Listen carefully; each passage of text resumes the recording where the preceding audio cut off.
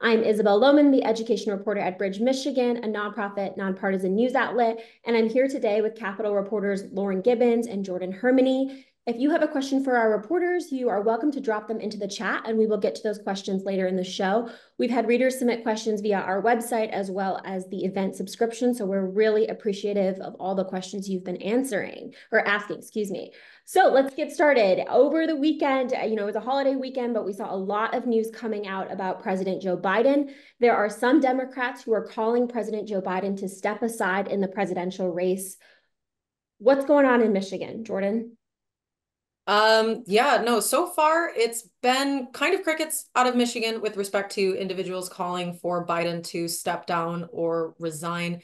Biden himself has openly said that, and I'm paraphrasing here, but only God himself could get him to step down or step aside. And we are at a moment where only Biden could be the person to decide whether or not Biden is running again.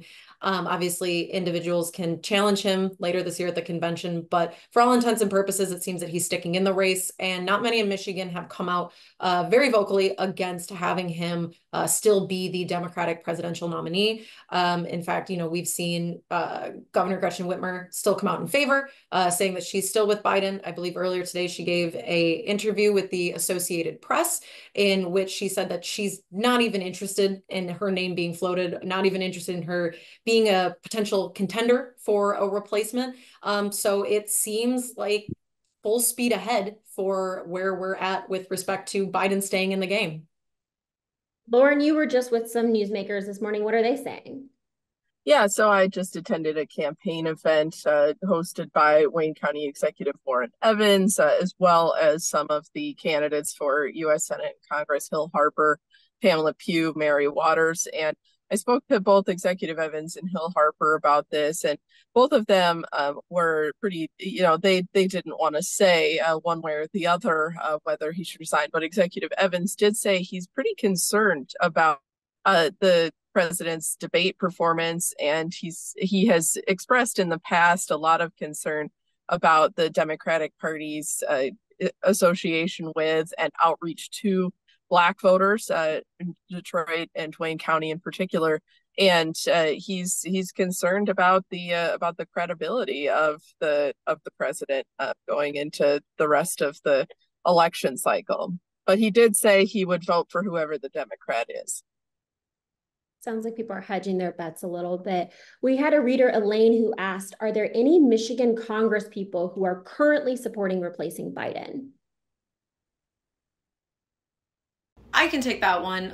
Like I said a second ago, there hasn't really been much vocal any kind of calls to replace Biden at the moment. I mean, you have individual who's a West Michigan Congresswoman, Hillary Skolton. She represents sort of over by Grand Rapids. She said that she's raised concerns with Biden's performance following the debate, and that she was concerned about the president's performance.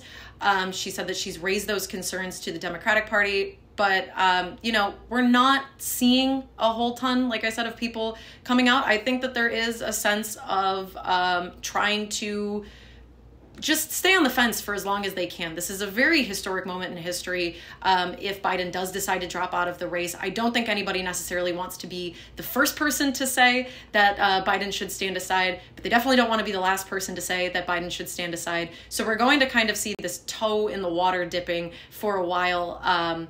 And I guess we'll keep you updated when and if that changes.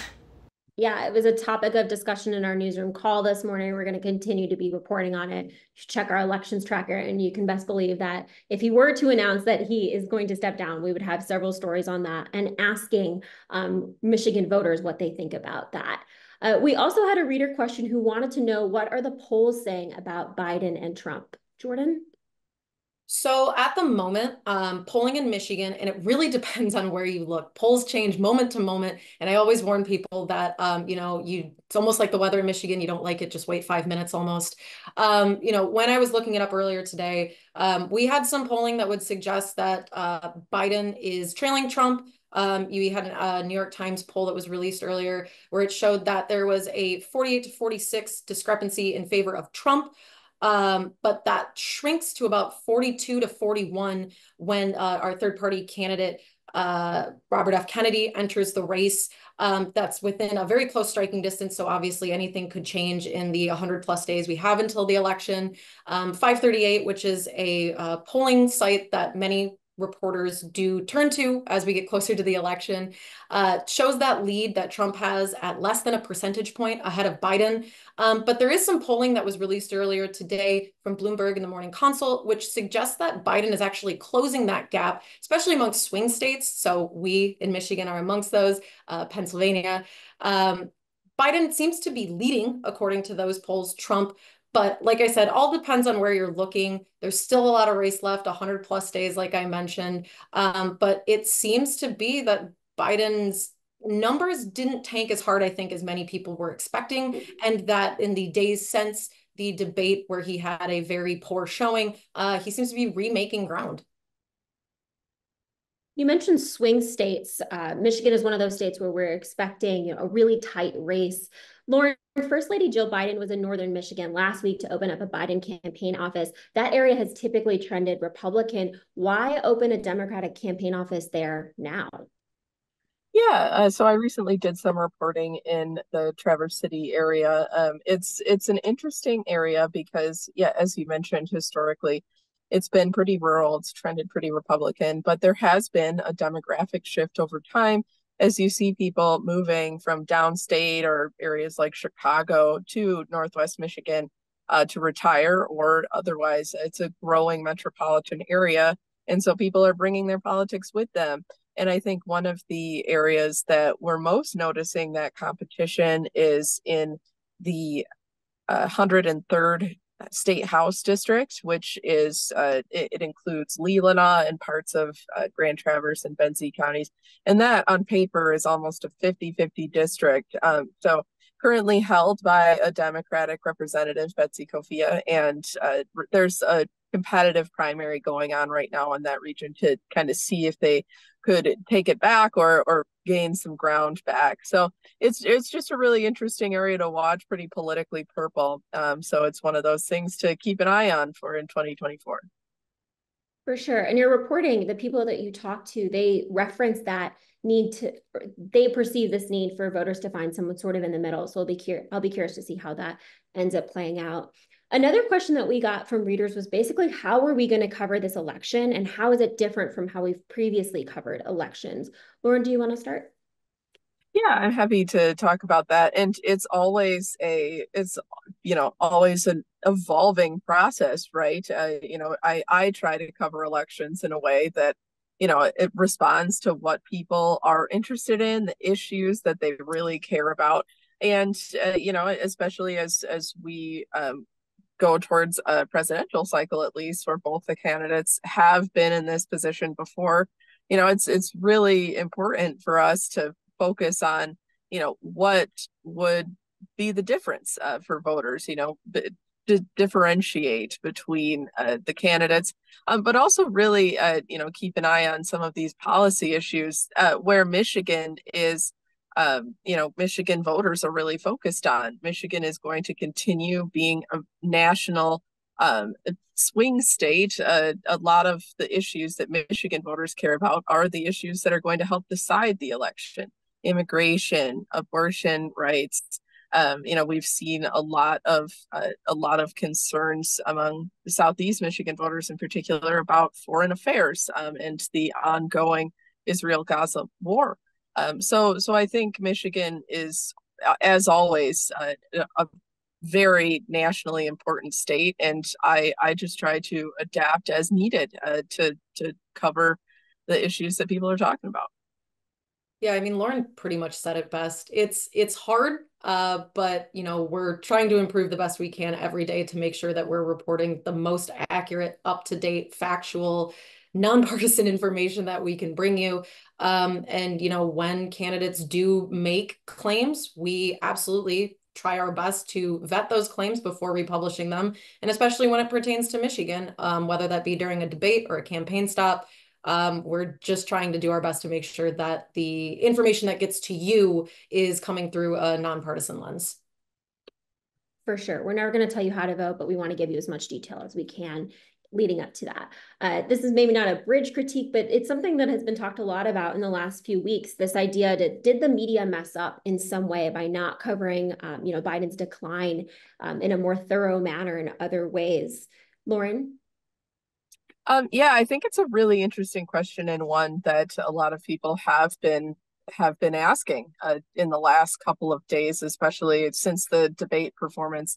I think the most recent example of another time when the media, it was a little bit of a question as to how much age was a factor is Dianne Feinstein out in California. She was, declining and ultimately did pass away, but it was one of those issues where, a lot of thought, a lot of debate went on over how much age should play into this. And I think we're seeing that again now.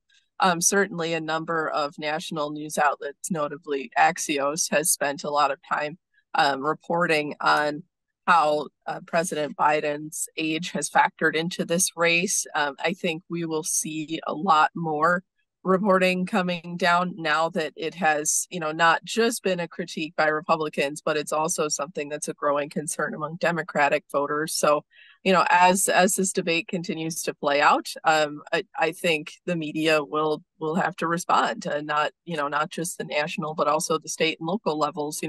We're going to have to look at what's relevant to voters and what's fair to both the candidates and to the voters who are asking.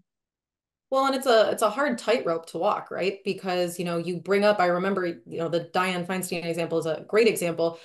When questions of her mental acuity were raised, many people left her defense in saying that because she's old doesn't mean that you should not be able to hold a job or be a politician, and that it's ageist and ableist to pontificate on somebody's mental well-being, not to mention sort of their cognitive possible decline.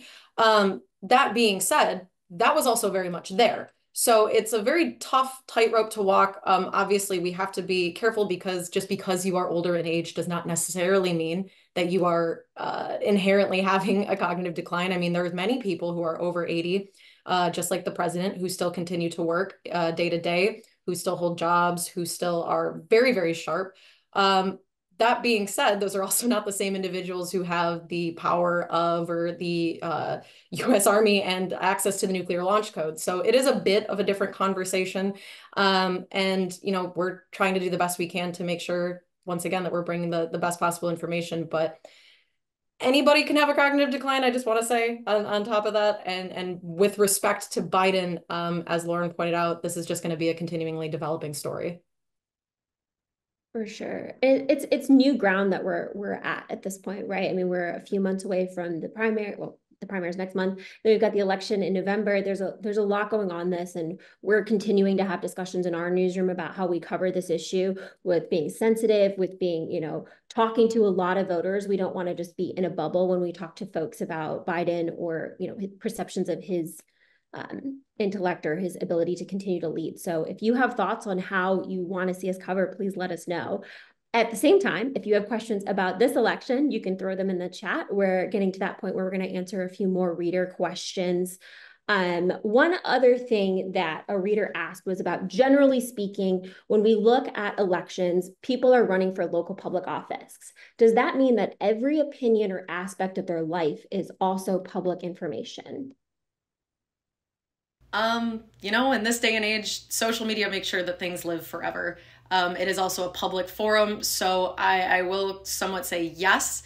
If you are running for public office and you have Facebook posts up from 2008 when you were in college and you express particular views, you could be held accountable for that.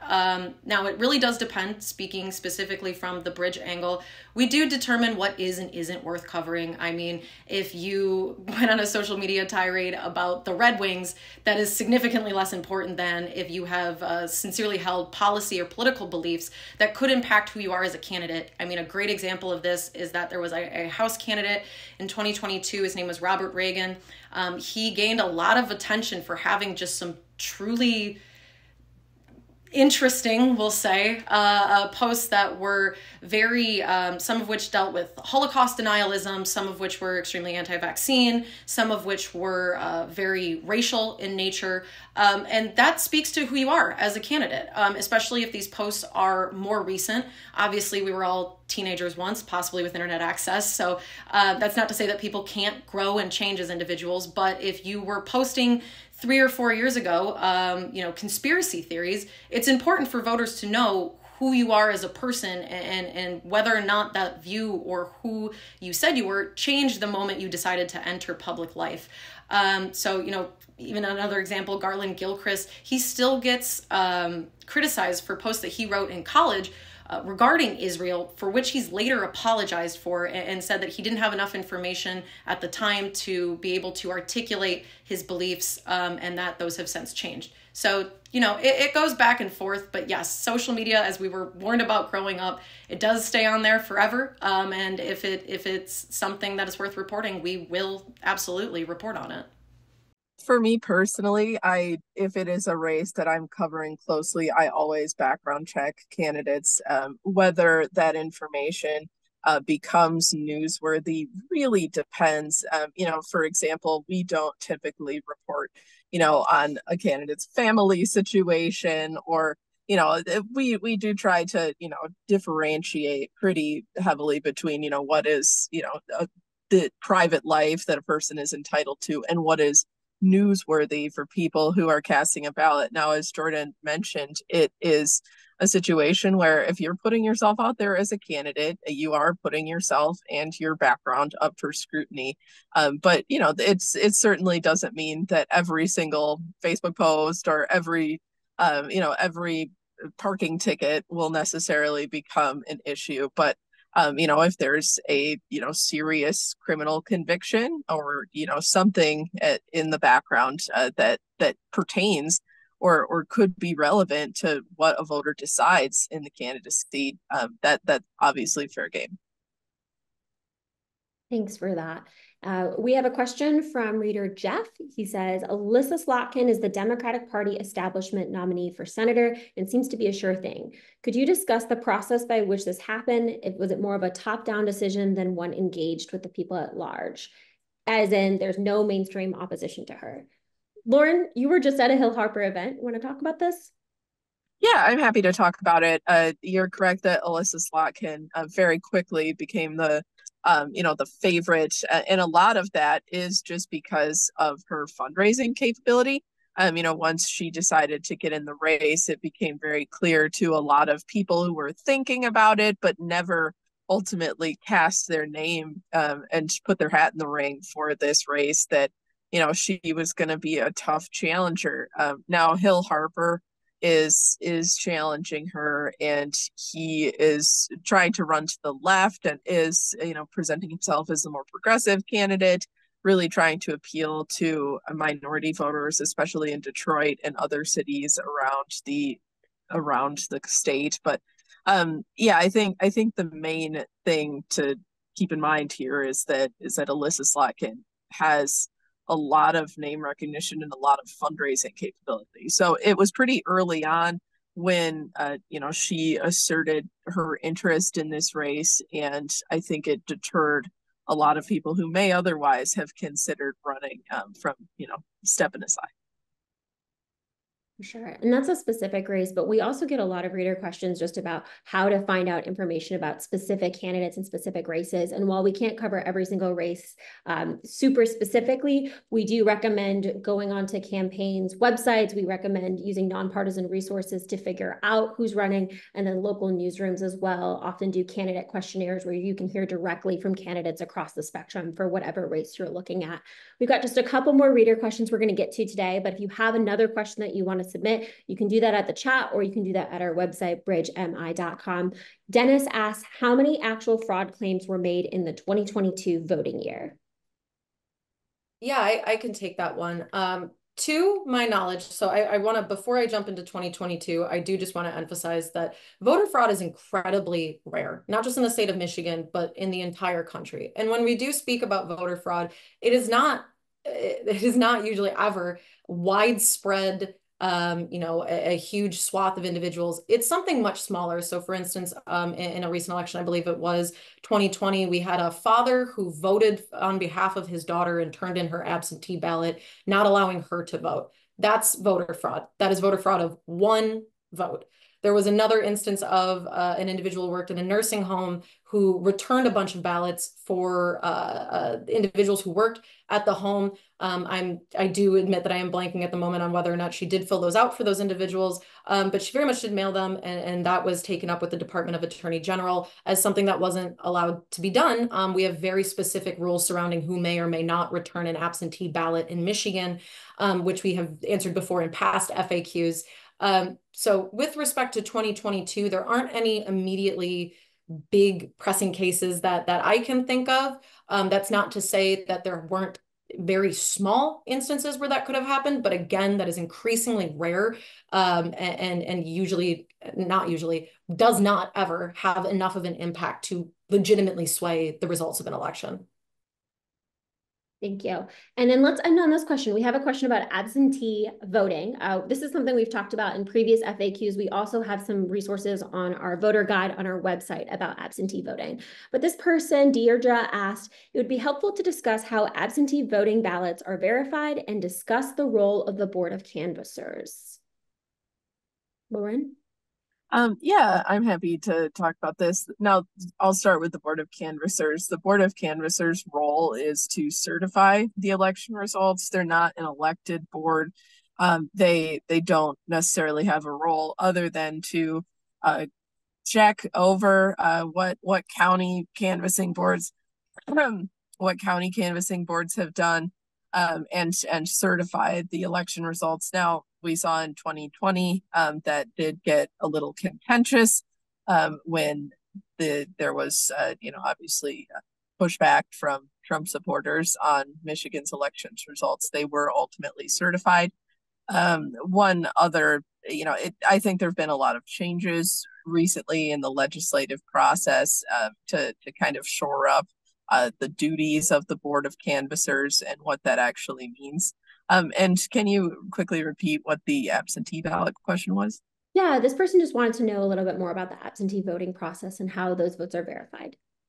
Yeah, absolutely. So it essentially, whether you mail it in or drop it off at one of the drop boxes, it ultimately goes to the clerk's office, and you have plenty of time to put those in. It's I believe 45 days, so it should be, if it hasn't already, hitting your mailboxes if you've requested an absentee ballot. And so clerks' offices will run those through absentee counting boards in most municipalities. And those are run through machines usually shortly before the election or on election day. So if there's any particular questions you have about the absentee voting process, it does get a little more specific than this high level conversation. And I've done a lot of reporting on this, and happy to share links if anyone has any questions on exactly how absentee ballots differ from in-person voting. Not a huge distinction, but there are some procedural differences. For sure. When we first started this project, we didn't know what type of questions we would get. We've gotten a lot about absentee voting. We've got about specific specific races. We've gotten a lot of questions, and we're really thankful that readers continue to submit those. So that's all we have for this week. If you would like to support our work, you can go to bridgemi.com. You can also sign up for our free Politics Watch newsletter. That is also where you can ask questions for future FAQs. You can ask questions about this upcoming election, as well as the primary, or even a specific question that one of our reporters might answer for you. We are so excited that you are here, and we will see you next week.